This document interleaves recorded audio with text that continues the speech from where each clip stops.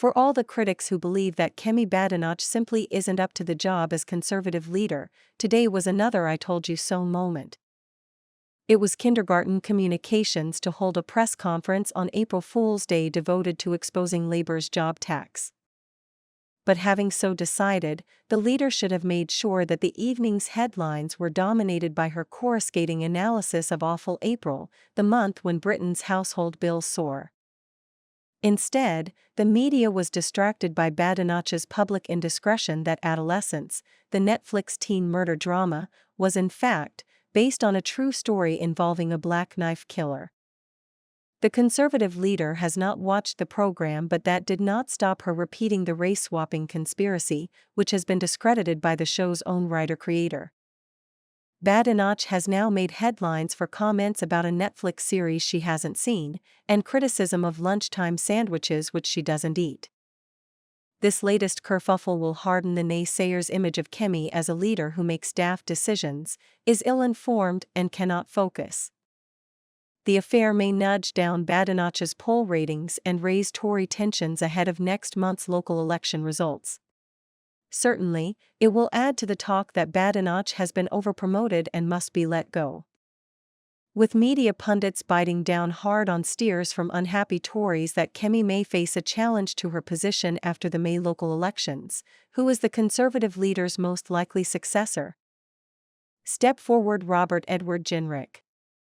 The Newark MP is considered the favourite. Surely, the job is his to lose.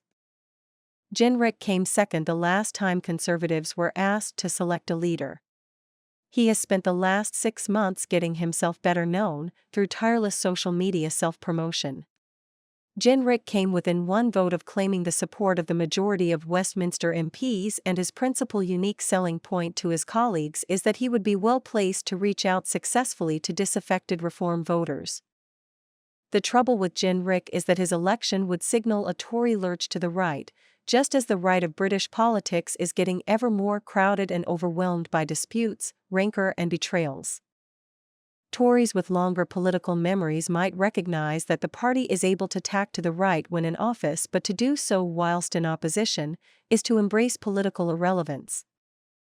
With the government moving inexorably towards blue Labour positions on all the key features of left-of-centre politics, and the Liberal Democrats campaigning on a centrist program, it would take a bold political strategist to argue that coming out in favour of remigration, or advocating Britain's departure from the European Convention on Human Rights, is just the blue magic needed to get the Conservatives back into power. And yet, these are the positions that are generating the energy on the political right and are likely to inform Jenrick's leadership pitch, should he become a candidate to succeed Badenoch. Britain's hard right, energized by the Trump wrecking ball and the manner in which Marine Le Pen and other European hard-right pyromaniacs have risen in the polls over the past 20 years, are confident that such ideas will find favor in Britain. This feels similar to the old men whispering into the ear of Labour veteran Michael Foot some 40 years ago, telling him that the country was crying out for more socialism, just before the party suffered a landslide defeat. After last summer's white riots, anti-blackness and Islamophobia wrapped up in patriotic patriarchy certainly looks like a winning political fix for a section of the British voting public, but it is not a program for government.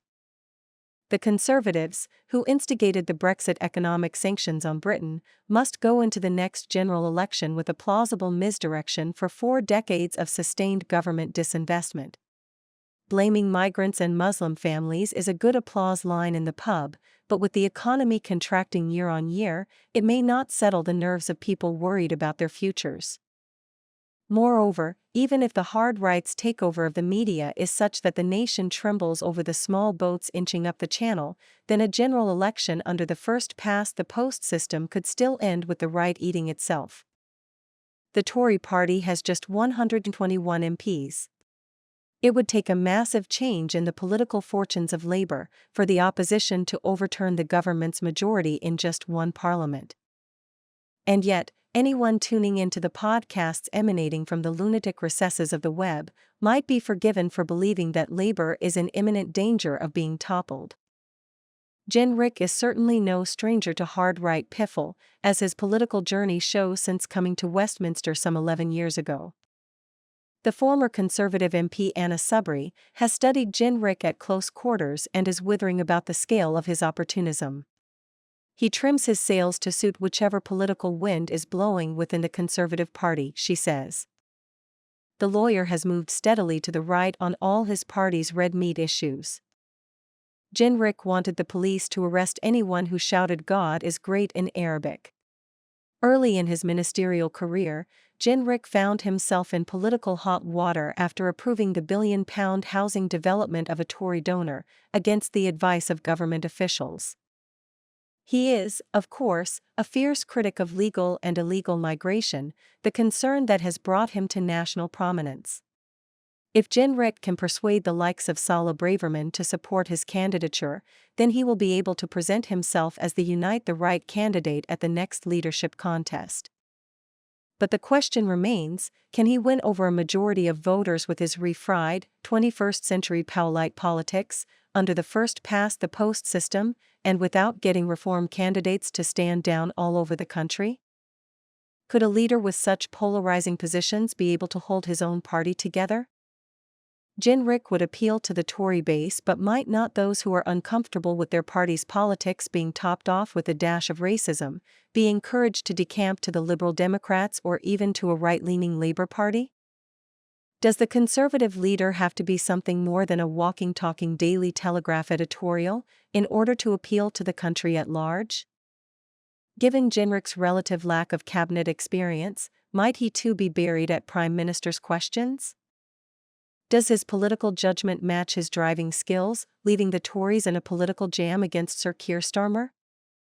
Jenrick is ambitious and is said to covet being leader of the Conservative Party, but eagerness, indefatigable self-belief and stoicism are only a few of the qualities needed to rescue the party from its worst position in 200 years.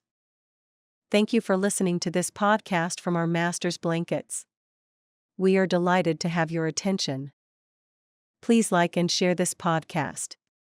And whilst you're here, please subscribe to this channel. This helps us to keep going and to reach more people with our updates on Kemi Badenoch's leadership of the Conservative Party and the challenges she faces. See you next time.